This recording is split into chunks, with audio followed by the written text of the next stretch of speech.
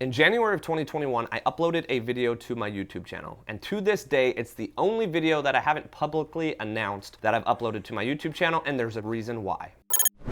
What's up guys, it's McKeown back again with another video this week. To be honest with you guys, this video is going to be a little bit different than my normal content, and I'll explain here. Now, if you've been following me on my YouTube channel or social media, whether it be Instagram or Facebook, or if you know me personally, you know that I've been through a lot in my past. I made a video at the beginning of 2021 about my gambling issues in my past. Now, my gambling issues in my past really were strongest when I was 18 to 23. Now, you can actually go watch that video, and the reason why I'm making this video today is because YouTube, out of nowhere, February of this year, decided to put that video in front of a ton of new viewers. Now, this video alone got a couple hundred views when I first uploaded it. It was about my story, my struggles with gambling addiction, what it did to my family when I was addicted to gambling, and how I've been able to get past that and build basically a real estate empire here in the Dallas-Fort Worth area.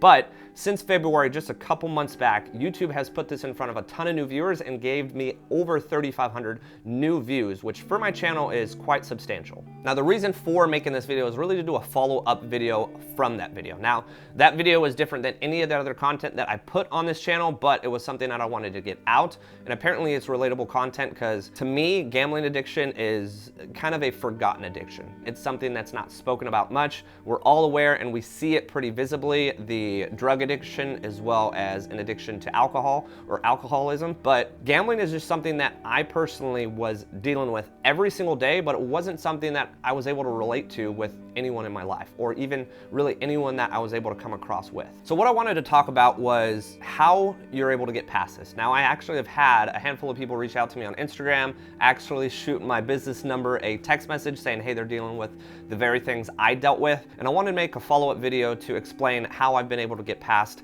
that addiction. Now, I can tell you hands down, just learning and understanding who I am as a person, being 32 years old now and not being 19 and young and just ignorant, to be honest with you at the end of the day, I learned a ton about myself. And first and foremost, there's no way around it, but I am very much an individual with an addictive personality. Now, when it comes to an addictive personality, what does that mean? Me personally, starting from the young age of, I think, 6 or 7, when I started getting introduced to video games. Video games was something that my mother actually played religiously, and I think my addictive personality comes genetically through my mom, or at least through my family, because video games is what really started it. It was something that I played my entire childhood, all the way up through college. I even played technically for a college team. It was something that I loved, but it was something that I could sit down and do endlessly and really avoid anything else in life. It was an outlet basically to forget about everything else in life and just enjoy that moment doing video games. And the same thing can be said to a bunch of other addictions. For me, the gym when I was in high school was something that I did every single morning. I was also very addicted to social media. Now, I know I'm 32 and some of my viewers may be younger than me, but MySpace came out when I turned 15, 16. It was something that came out in a strugglesome time of my life, and I was able to jump on social media, create a MySpace, and really honestly gather a rather large following. Now, I took offense when Facebook came out because at the time I was 19 years old, hadn't decided to go to college, while all of my other friends had gone to university and they were allowed to, at the time, create a Facebook because it was solely for individuals in college. I stayed home and wasn't able to create a Facebook, and that's honestly when my addiction to social media ended, because I basically was a deserter. I was someone that wanted to stick with MySpace when MySpace was fading and was no longer able to join Facebook. Obviously, we all know what has happened to Facebook. It's blown up and is one of the top social media platforms, and yes, I'm back on social media, but that at the time was very much an addiction when MySpace came out. So really every aspect of my life,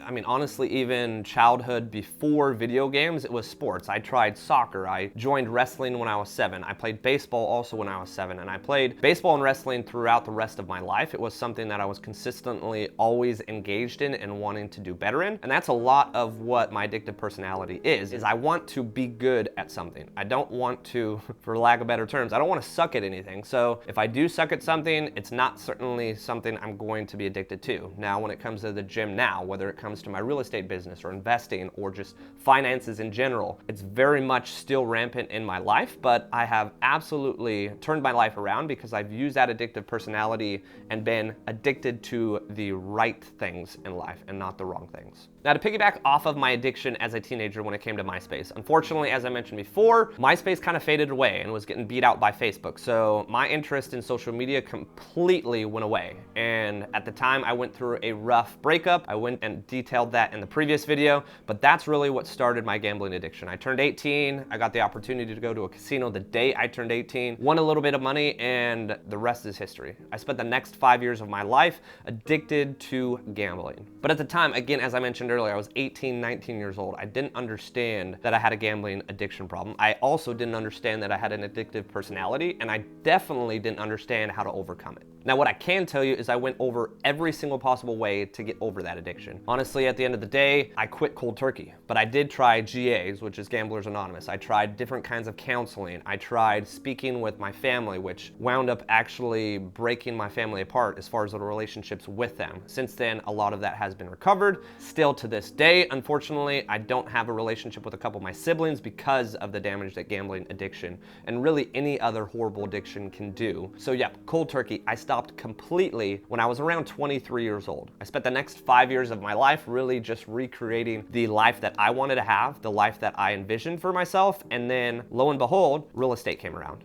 And to be honest with you, real estate plus gym and just having an addictive personality, that's the main reason why I've had a ton of success, not only in the gym and my personal views and goals in the gym as far as lifting, but also when it comes to my business. Because at the end of the day, I gave up an entire career of teaching with a bachelor's degree in mathematics and a master's degree in education for this opportunity that I'm doing here today, making YouTube videos about real estate, growing a real estate team in the Dallas-Fort Worth area, and growing a real estate brokerage across the country. So I really just wanted to make this video to be able to help other people that may come across it, because when I first made that video last year, I didn't figure it would do anything. I didn't figure it would get any views. I didn't figure anyone would be able to relate to me, because it's an addiction, as I mentioned before, that I just feel like is not spoken enough about. So I want to be able to reach out to people and tell them how to get beyond that. First and foremost, I had someone reach out to me recently and, they struggle with crypto. I'll be honest with you, crypto, I used to invest in and I don't anymore. The reason why is it's too similar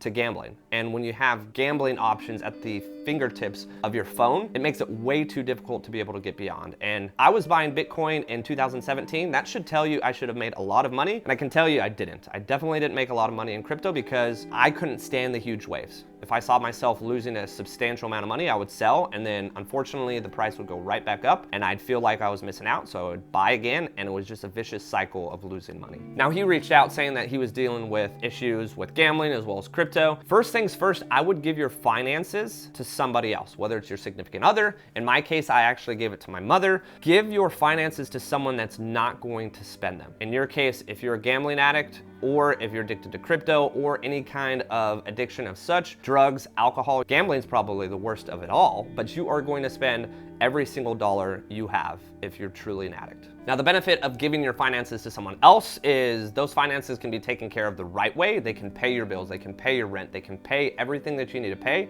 And with no money in your hands, it's going to be a little bit difficult for you to be able to gamble. So first things first, I would definitely give away your finances to someone that you fully trust. Now, the second thing that I would do if you know you have an addictive personality, whether that be gambling, drugs, alcohol, or whatever else you may be addicted to, for some people it's fast food and they're overweight and they're struggling with it, is find something that you can pour yourself into. Me personally, it was the gym. Every single morning, I can tell you the last 3.5 years of my life, I've missed obviously a couple days, and some days I've slept in if I stayed up late, but I would say 95% of the years over the last 3.5 years, I've been at the gym every single morning prior to 5 a.m. Now, that's one way, just the mental health portion, for me to be able to get in the gym, have my own time, not be bothered by anyone, whether it be clients, friends, colleagues, whatnot. It's my own personal time in the gym, and it's something that nowadays is just routine for me. It's not even difficult to wake up and get to the gym. I know a lot of people early on in terms of getting into fitness struggle to get out of bed and struggle with, being sore and getting consistency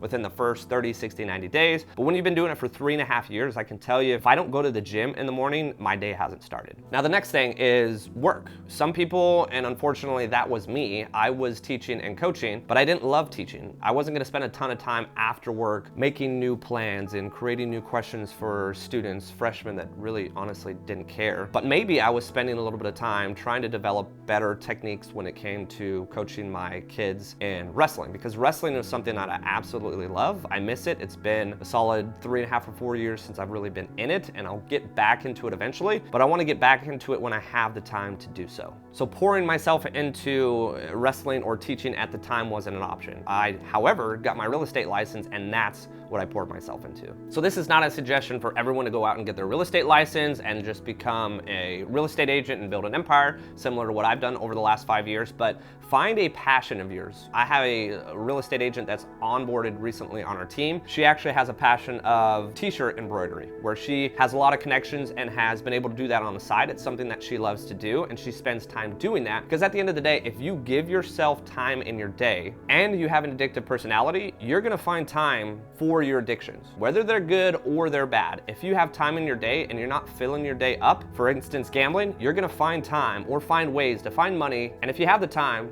you're gonna go gamble. So key here is filling up your day with good addictions, or filling up your day with stuff that will better yourself. Again, in my life, it's gym and business. Now, the last thing that I would do is don't hide it. All of my family knew that I was addicted to gambling. Unfortunately, it got to the point, and you can rewatch that video if you've already watched it, or watch it yourself. I'll leave it down in the description below. But my family, even my closest family, gave up on me, because that's who I had. That's all I had at the time. When I was so addicted to gambling, I didn't have any friends, because any waking moment in my life that I had spare time or money, I was at a casino. Now, on the flip side, I got so addicted that my family gave up on me, so I no longer even had my family to rely on. So I personally believe in getting out there and speaking to people about your issue. And it doesn't have to be gambling. When it comes to an addictive personality, you are going to be addicted to certain things. The biggest thing and the biggest key factor here is you find addictions that, again, will better your life rather than bring you down. Now, YouTube has been around since 2005. Honestly, I